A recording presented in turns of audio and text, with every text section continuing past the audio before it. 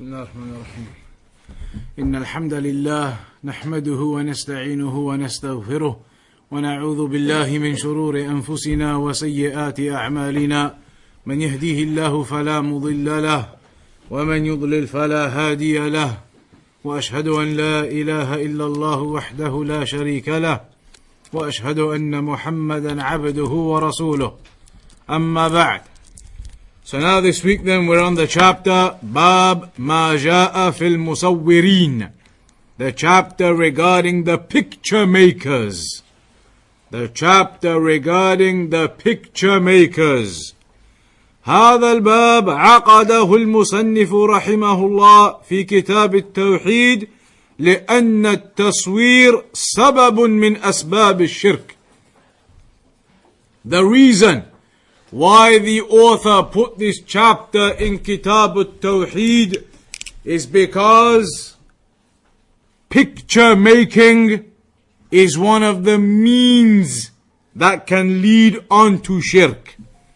ووسيلة إلى الشرك الذي هو ضد التوحيد كما حدث لقوم نوح لما صوروا صور الصالحين ونسبوها في مجالسهم وآل بهم الأمر إلى أن عبدوهم من دون الله. Just like it happened to the people of Noah. The people of Noah, Nuh alayhi salam. What happened to them? Initially the shaitan had whispered to them to make pictures, resemblances, figurines of those pious people who had died. So they did it. They had made pictures or figurines, resemblances of those pious people and put them up in their homes and their gathering places. And as we know the story, one by one, eventually as time went by, when the new generations came, they began to worship those representations, pictures, idols, etc. كذلك قوم إبراهيم الذي بعث إليهم الخليل عليه الصلاة والسلام. Likewise, similarly, the people of Ibrahim alayhi salam, Abraham, the people who were alive at the time of Ibrahim alayhi salam, those people also fell into shirk due to picture making, due to these resemblances and pictures and of the like that they were making. وَكَذَلِكَ بَنُو إِسْرَائِيلَ. Similarly, Bani Israel, they were also upon shirk by falling into the worship of idols and representations and pictures. So this indicates to us that picture making, drawing pictures of living things with souls, picture making is a means from the means that leads to shirk. فدل هذا على أن التصوير سبب لحدوث الشرك ووسيلة إلى الشرك. This indicates therefore making pictures of living things is a means that leads to shirk.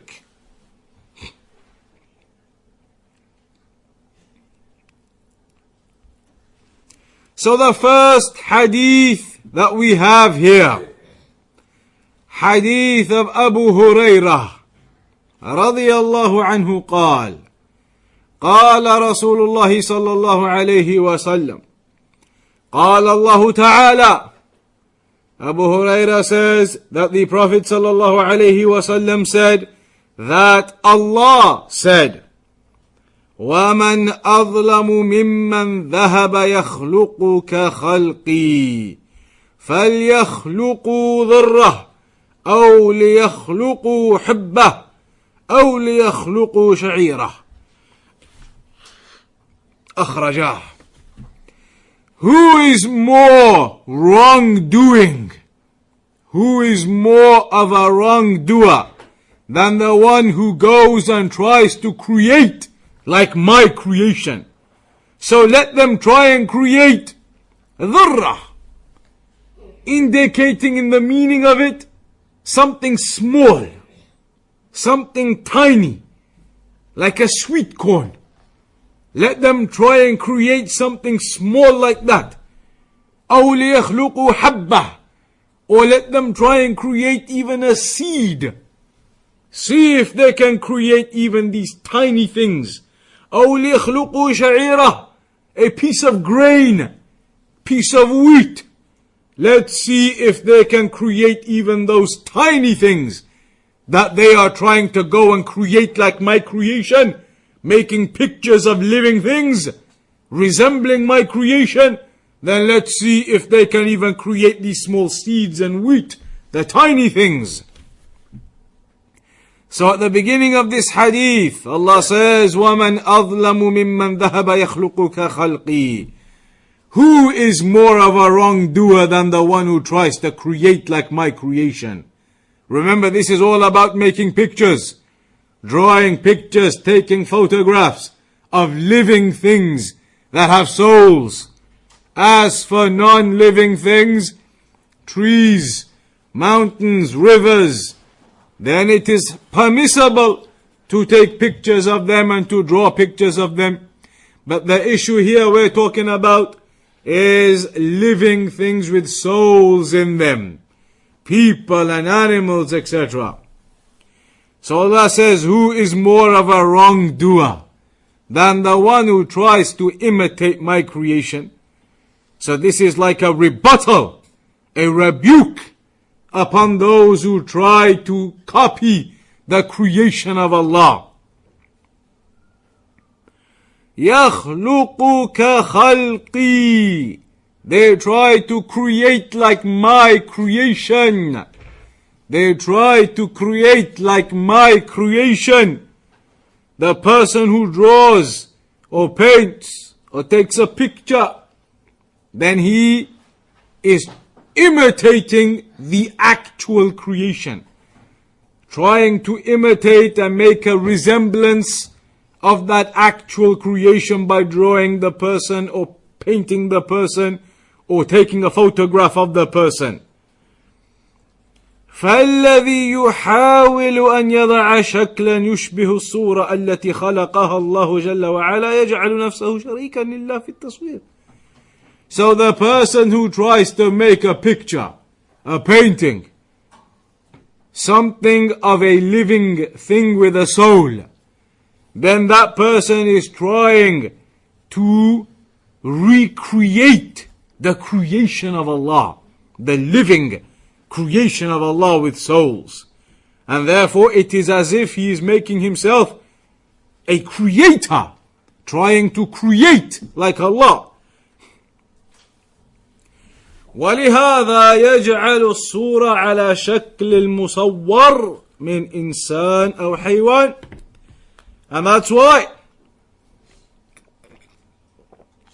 when that artist or person who draws, makes pictures, paints or makes a picture of that living thing with a soul, he will try to make an accurate representation. Draw the head and the face and the eyes and the nose and the lips and the ears and the hands and the legs. Color it in with the accurate representations of the colors. All of that to try and make his product as accurate a resemblance of the living thing. So it is as if he is trying to make the creation of Allah himself in the most accurate way.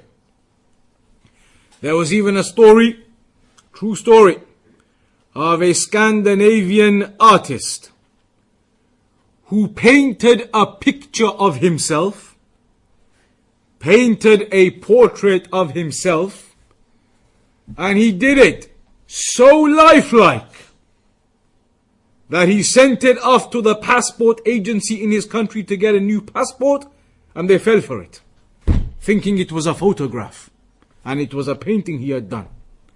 To this level they tried to resemble the creation. He painted a painting of himself in a passport photograph size, sent it to the authorities to get a new passport, and they failed to spot this is a painting, not even a photo. And they gave it to him. And then it was on the news. Look how accurate his painting was. Look at how accurate his painting was. So accurate it looks like the exact thing, like it's a photograph. This is the meaning here. Look at how they try to copy the creation of Allah. وإن كانت بناء فإنه يبني تمثالا مكونا من أعضاء وتقاطيع يحاول بها مشابهة خلق الله. And if it is something as a figurine, as a statue, then they will try to sculpture that in the most accurate way to make it look real.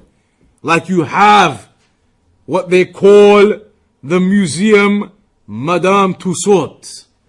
And then they have all of the real figures as accurate as possible, as human looking as possible.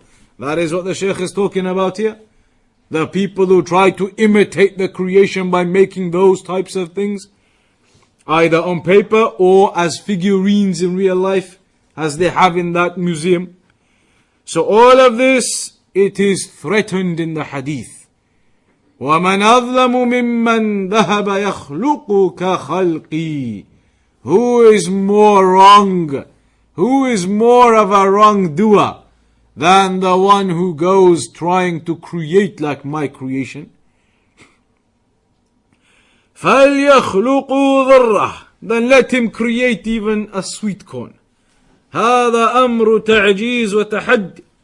This is a challenge upon the people. You're trying to make these paintings and these pictures of living human things, of souls, of animals. Then go and actually create even a seed or a sweet corn or a grain. Go and create them in reality if you are able. And the reality is they are not. The reality is they will not be able to. They cannot create anything. So we see from this narration, it is impermissible to try to imitate the creation of Allah by trying to recreate it yourselves. Trying to recreate the creation of Allah that has souls in it, humans and animals, etc. In your paintings, your pictures, your photographs, in figurines, statues. All of this is impermissible, and it is threatened in this hadith. The one who does that, then go and try and create even a grain or a seed, and surely you will not be able to do so.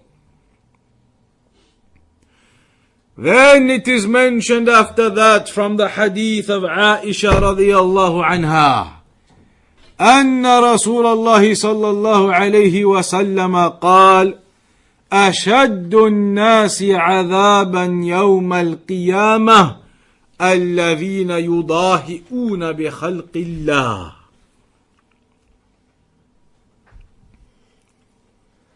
The most severe of those of the people who will be punished, the most severe punishment upon the people on the day of judgment will be for those who are tempted to imitate the creation of Allah, to recreate the creation of Allah. The most severe punishment will be upon them, upon those who are tempted to recreate the creation of Allah, attempting to almost compete with the creation of Allah in recreating it in the accurate resemblance, the most accurate possible.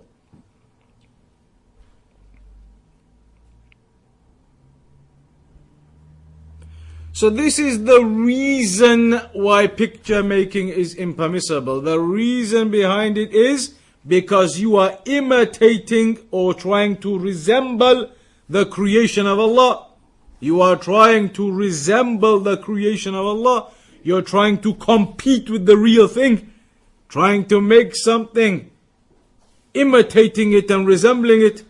And so that is bad manners towards your Creator. Allah has created everything in that perfect way. It is not upon you to try and create, to try and imitate, to try and make resemblances of the creation of Allah in any way.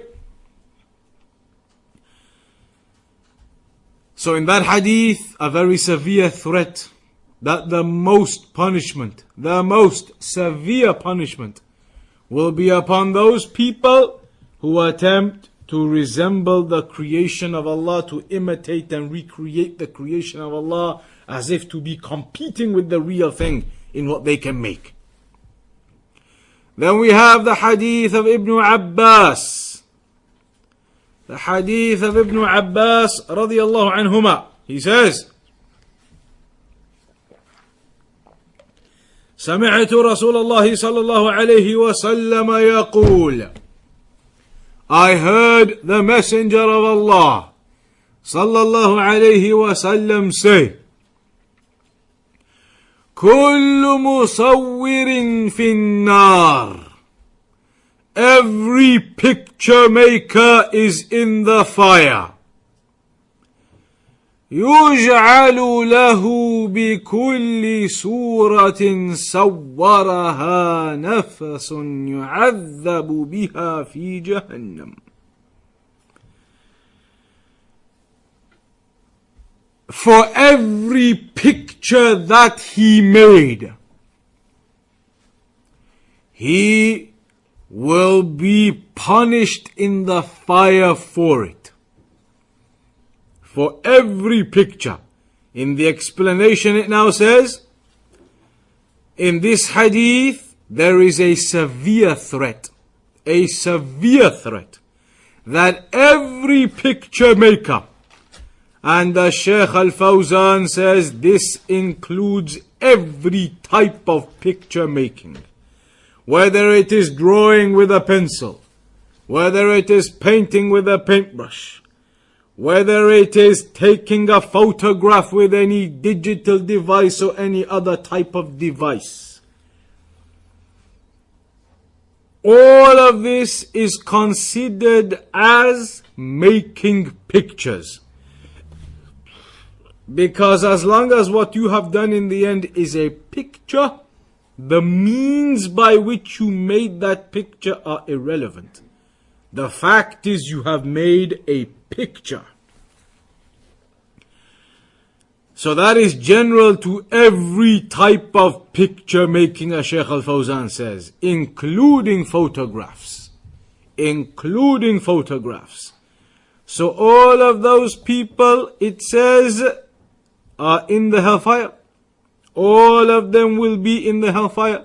The Prophet ﷺ did not differentiate. Didn't say certain types will be in the fire and certain types will not.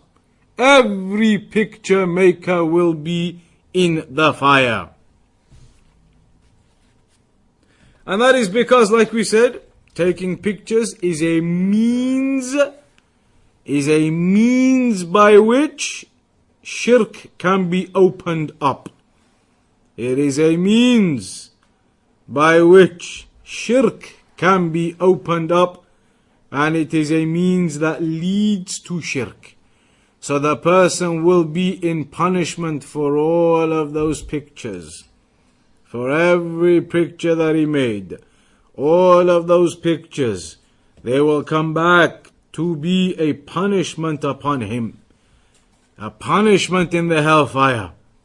So, in this hadith, again, the Shaykh makes very clear that even the photographs are included.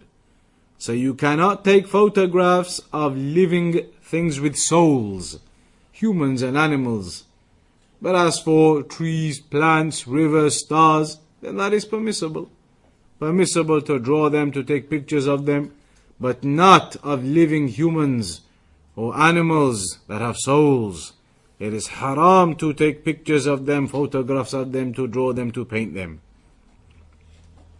Then it is mentioned also, وَلَهُمَا عَنْهُ مَرْفُوعًا مَنْ صَوَّرَ صُورَةً فِي الدُّنْيَا. Whoever makes a picture in this world of a living thing with a soul in it, كُلِّفَ أَنْ يَنْفُخَ فِيهَا الرُّوحِ وَلَيْسَ بِنَافِخٍ. The person will be burdened to blow a soul into that picture. Every picture that he made He will then be told, blow a soul into this picture now. This human that you photographed. This animal that you photographed. Or made a picture of, or drew, or painted. Blow a soul into it now and make it come to life then. Blow a soul into it and make it come to life. This is what will occur to that person. And of course, and certainly as the hadith says, وَلَيْسَ بِنَافِخ. The person will not be able to blow a soul into it. Will not be able to make it come to life. So this is another great severe threat upon those people. وَلَوْلَا أَنَّ فِي التَّصْوِيرِ خُطُورَةً وَفِيهِ فِتْنَةً لَمَا رَأَيْتُمْ فِتْنَةَ النَّاسِ بِهِ وَكَثْرَتُهُ. Was it not for the fact that picture-making photographs is such a great fitna, then you wouldn't see the people so preoccupied with it. It is a fitna, and that is why the shaitan has gone in with this door of this fitna of photography upon the people to make them the photography, to make them do the photography, to do the pictures, to make the selfies, to do all of these types of things. This fitna has opened up amongst the people. The shaitan has used this opportunity amongst the people. لأن فيه ضررا على بني آدم. Because no doubt there is harm upon people within it. So the shaitan encourages them upon it. The scholars have already mentioned, Shaykh Ubaid al-Jabiri hafidhahullah ta'ala mentioned it is haram and impermissible to take selfies, to use selfies as your Twitter profile or your Facebook profile and other things. Haram to use selfies and to use pictures of living things as such. So this narration says, if you do that, you take pictures or photographs of living things, then on the day of judgment you will be told to blow a soul into it. And of course you will not be able to blow a soul into it or make it come to life. Then in Sahih Muslim, عن أبي الهياج قال لي علي. He said, Ali ibn Abi Talib radiyallahu anhu said to me, ألا أبعثك على ما بعثني عليه رسول الله صلى الله عليه وسلم. Shall I not send you on a mission, the same mission that the Prophet صلى الله عليه وسلم had sent me upon? Shall I not send you upon that same mission, the same mission that the Prophet صلى الله عليه وسلم had sent me upon? Then he explained to him what that task was. He said, أَلَّا تَدَعَ صُورَةً إِلَّا طَمَسْتَهَا وَلَا قَبَرًا مُشْرِفًا إِلَّا سَوَّيْتَهُ. That you do not leave any picture except that you wipe it out, deface it, eradicate it. Do not leave any picture you come across except that you remove it, destroy it, wipe it out.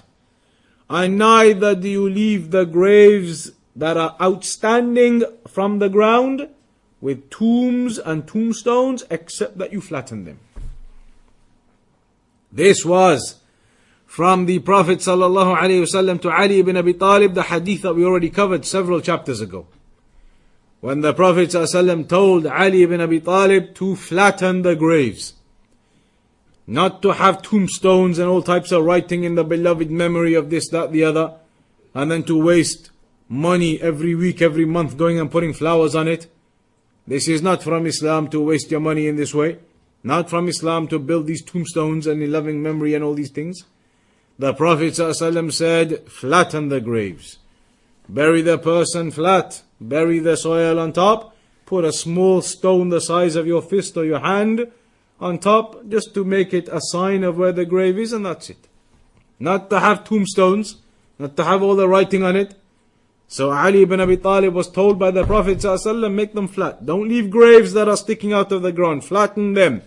And the point being, in the first part of the narration, he was told also, do not leave any pictures that you see except that you destroy them, that you deface them. So what do we learn from this particular chapter? we learn that every person who makes pictures, in whatever form his picture making may be, whether it is drawing, painting, photography, digital, otherwise, whatever form his picture making may be, the hadith says, كُلُّ مُصَوِّرٍ فِي النَّارِ. Every picture maker will be in the fire. Meaning, the ones who make pictures of living things with souls, humans and animals. As for trees and rivers and those types of things, it's permissible. But we're talking about living things with souls. So the hadith said, every picture maker is in the fire. Similarly, in the other narration, it said, أَشَدُّ النَّاسِ عَذَابًا يَوْمَ الْقِيَامَةِ الْمُصَوِّرُونَ.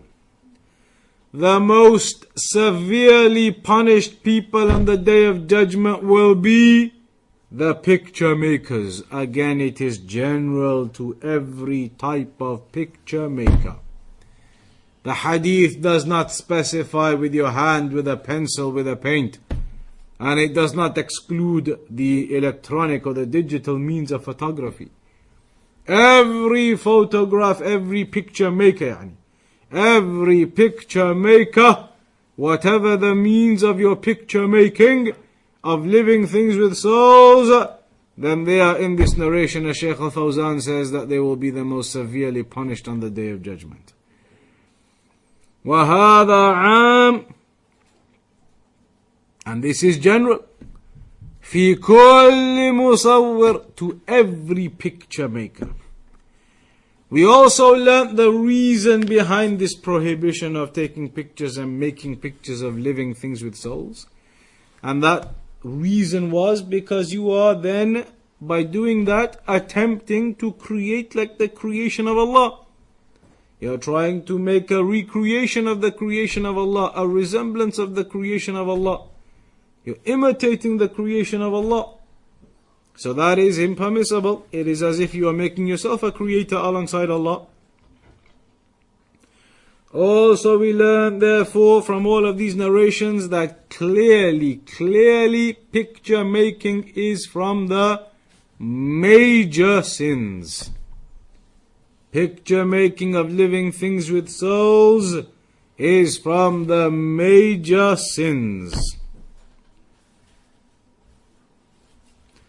How do we know that? Because of the statement in the hadith, who is more of a wrongdoer than the one who makes or tries to create like my creation? Who is more of a wrongdoer? That type of phrase indicates to you now this is a major sin. When it is said, who is more of a wrongdoer than the one who tries to create like my creation? That phrase indicates to you this is a major sin without doubt. Also we learn in these narrations the obligation to remove pictures, to get rid of pictures, and not to allow pictures to remain everywhere. There are narrations about how the angels do not enter a home with pictures. So the pictures should be eradicated, they should be wiped out, they should be got rid of. Your home should not be full of pictures everywhere, pictures of this, pictures of that, photographs of this, photographs of that. Photograph albums, family albums. It is impermissible. Haram upon everything we've just learnt now. Upon everything we've just learnt now and the statements of a Shaykh Al Fawzaan here. Haram to have these photo albums. They say memories. Memories of what? Memories, they say. Memories of times where most people were not even practicing. You want memories of your days when you were not even praying? You want memories of your days you had nothing to do with Islam, didn't understand anything? What memories are they? They are memories that are evil. And no person needs these memories. What is required is for a person to think about the upcoming future and his end. And when his life will finish, when death will come to him. Not sit back wasting time thinking about memories of the past. It is the future that you need to be concerned about. When the man came to the Prophet ﷺ and he said, Mata sa'a? When is the hour gonna be? When is the Day of Judgment gonna be? The Prophet ﷺ said to him, ماذا أعددت لها? What have you prepared for it? Meaning, prepare, get ready, think to the future, when death comes to you and resurrection happens. Not sit there thinking about the past and memories and sentimentality. That is all a waste, and it is impermissible to have these types of albums and these pictures and these likes. Also, we learn that graves cannot be outstanding above the ground. They cannot be like tombs sticking out of the ground as the majority of the people they do, even the Muslims. Rather, what is required that they are flattened to the ground. And there is only up to a handspan of a rock or something of the nature on top of the grave, and nothing more than that. That is the end of the chapter regarding picture making. Any questions on that chapter so far? Any questions related to that? After this, there are barely 4 or 5 chapters to go. So inshallah, we should finish before Ramadan. Inshallah ta'ala, we have 3 Sundays before Ramadan. So in the next 3 Sundays, inshallah, we can complete the last 5 or 6 chapters. Some of them are short. 2 or 3 chapters can easily be done per session. So hopefully before Ramadan, in perfect timing, we'll conclude all of this book. But if there's any questions so far, then, What's the picture in the document? Like passport? No, those pictures, like the passport, like your passport, like your driving license, that is necessity. The scholars, they allow where there is necessity. You have no choice. If you don't get that picture on your passport, you can't go do Hajj. Necessity. You have to have the picture on your passport. So, necessity allows it. Money now. If you don't carry money, well, nowadays, it's almost possible. It is possible. You can go without money. You carry your plastic card, you can do everything these days. But, in some places still, you need the physical cash. If you don't have the physical cash, with the pictures on it often, you don't have that, you can't buy any food to eat. Necessity. So where there's necessity, it's allowed. But outside of necessity, it's not allowed. Sheikh, you know, a lot of sisters, when they get pregnant and they go and they have the scans and take photographs of the scans, the thing at all. I mean, There's no need to keep that. yeah. You go there to the scan, they do the scan thing, the picture comes up, and then they give you the picture for your memories. Alhamdulillah, if they give you the all clear, everything is good, you don't need to keep the picture. Even if they tell you something is wrong, what are you going to do with the picture? You a doctor or something? So get rid of the pictures, you don't need to keep the pictures. You know that the actual photo, the drawing, is it concerning the face, or what if you take a picture of like someone's back? No, this type of thing people always talk about. What if you don't have the face on? Can I take pictures of the body of a person? The answer really is, why go into that type of thing? Why are you so desperate to have to take a picture of somebody? I'll leave the face out though. Is it okay if I leave the face out? Everybody always mentions these things. It's a good point. Everybody's always talking about it. What if I leave the face out? What if I do this? What if I cover the eyes up? Why? Why are you so desperate you have to have a picture of people? Leave these pictures and leave this picture making. Instead of all of this thing about I'll wipe this out, I'll wipe that out, I'll cover this. Why do you need it in the first place? Like we said, where there's a necessity, then it's allowed even with the face. Keep the necessity. Outside of the necessity, why do you need to do it? If you have no necessity, leave it. Simple as that. Like the kids and stuff, they have dolls, without the eyes and stuff. Dolls which have no faces, then it's mentioned, it is permissible. Dolls which are bland, they are plain. They don't have features and they don't have faces and just a general outline of a body, hands, arms, it's a doll. They're allowed for kids. That's allowed.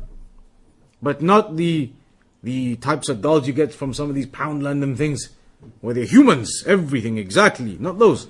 We're talking about bland dolls without any features, etc. Just a general outline of a human, some clothes and like a rag doll. Permissible.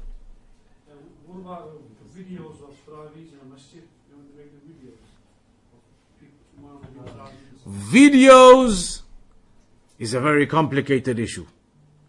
Because a video, even though the experts will tell you technically it is still picture making because it's just multiple pixels put together and then they move. When you join all the pixels together and you watch them in motion, in movement, then they move. It's a video. So technically it's picture making. But that is something the scholars, they don't really mention it directly as a ruling in this. It's one of those dubious affairs. Sorry, I heard if it's something live. Live is okay. Live isn't picture making. This is about making a picture. When it's a live stream, you have a live stream. You're not recording anywhere. Then is that picture making? It isn't, because where are you making the picture? It's a live stream. The minute you turn off, it's gone. There's nothing left. There's no recording anywhere. It's gone. They say that's just like if you were looking in a mirror. You're looking in a mirror, you made a picture of yourself in the mirror. But when you go away, that's it. It's gone. There's nothing there. You haven't made a picture. So a live stream, the scholar says, okay, because there's nothing physically being stored or recorded. Minute you press off, it's gone. Nothing there, no picture. The kids are just asking, when they're at school and, they get taught to make the pictures, by the teachers. So do you go ahead with it and you destroy them afterwards because it's a necessity? Small kids, inshallah, there is more excuse anyway, before the age of responsibility upon them. But once they get to the age of responsibility, then certainly no. Once they get to the age of responsibility, high school, then you should make the arrangements and explain to the teachers what is halal, what is haram in your religion, and not do it. The younger children, there is more leeway. And in the past, whatever you've made, you got to ask Destroy them, get rid of them. destroy them, yeah? If whatever you made in the past, you've brought it home now, finished, your project's done, get rid of it now, finish it. Whatever happened in the past. Some people hold the opinion that you could take pictures. They do, you're right. Some people hold the opinion that photographs are okay because they say it's digital and it's not like picture making with a pencil. But then we say to them, these narrations here, every single one of them is open and general. If you feel confident and you've got proof to say that photographs that are digital and whatever else and cameras and different things, that those pictures are excluded from these narrations, and you feel confident with that, that's upon your head. Tell them that. Otherwise, these narrations are open and general to every picture maker. A photographer is by nature known as a photographer. He makes photographs. In other words, in Arabic, what do you call that? Who speaks Arabic here? Anybody? What do you call a photographer in Arabic? But that's the modern. What's normal Fusha? What do you say? Musawwir. Huh? Musawwir. The word used in the hadith. Musawwir. That's what you say. So, the hadith are general. Anybody wants to say photographs aren't in it, upon their head to bring the evidences and to feel confident that they're safe and none of this applies to them. That's upon them. Otherwise, we say it's all general, avoid it all. If someone wants to take a picture of you, is it sin upon them because they're taking a picture of you? You prevent them. You tell them you do not have permission. If they do it, sin upon them. And it's good to stop them. Good to stop them, prevent them. Just the other day, coincidence, Shaykh Abdul al released a statement. Just the other day, recently I think, if I'm not mistaken. He released a statement saying, I don't know what the context was, I only saw the statement. But he said basically, I have never given permission to anyone to take my photograph. The only people who I have ever given permission to take my photograph, he said, was the identification card. In Saudi you have to have identification cards, and the passport. He said they're the only identification papers. Anyone else, if you see pictures of him on the internet here, they said, I've never given permission to anyone. No one has permission to take my photograph. And this is how the scholars are, all of them like this, many of them. They all say this. You don't have permission to record me, take photographs, but people do it. Sin is upon them, upon those people doing it. Last question. The graves. If you have a family member that's passed away, so you've got a tombstone now. So, in that situation, would you say, if it's in your hands, you can remove that tombstone? Or the way you phrased your question, if it's in your hands, you have the responsibility, you have the authority, then of course, remove it and put something small there. if you put something small, with graveyards, if you go, say, as time goes on, the graveyard gets more and more full, and then sometimes, if it's just a stone, then how would you recognize it, or if that stone has moved, or etc. For 1400 years, the Muslims have been putting stones down, they don't have any problems. You put down a stone the size of a handspan, 10, 20 centimeters, not a small pebble. Big stone, a big rock, size of a handspan. You put it down at the head, into the ground. Maybe it could be even bigger, the stone, under the ground. Only above the ground, a handspan of it. So it's there, it's stuck in. In some of the Arab countries, that's exactly how they do it. In Kuwait, they have these rocks about this big. Just stick it into the ground, a small rock, and that's it. And they put like a number. Even there, they don't even put the name on it. A number. Number, and this is the grave.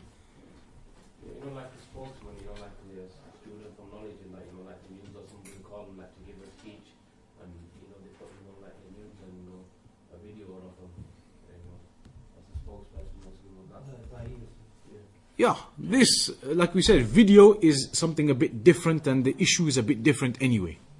Video recordings aren't directly in our discussion today. That is something slightly different. And the scholars do mention slightly different things about it. So video and TV recordings and these things are a bit different to it. Still, most of the scholars don't agree to it. They don't allow it.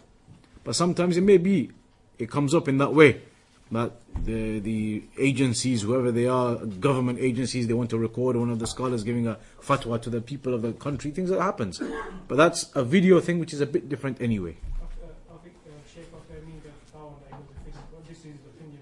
So if it's something to do with Islamically, then it's okay. But scholars have that opinion. They say out of necessity. They say that this is like a necessity. It's a benefit. It's a means.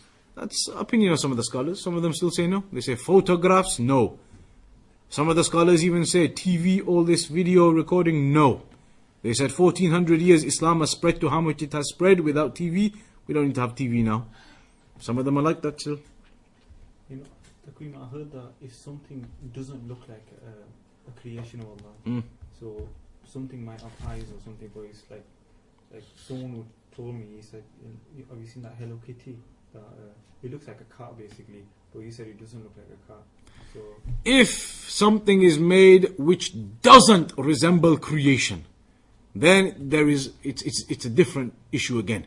Like for example, you draw, like they are for kids, you draw like a car with a face. It's got eyes and it's got a mouth and it's got ears and it talks. Made up things that they do for kids. Is that what cars really are? Cars are alive.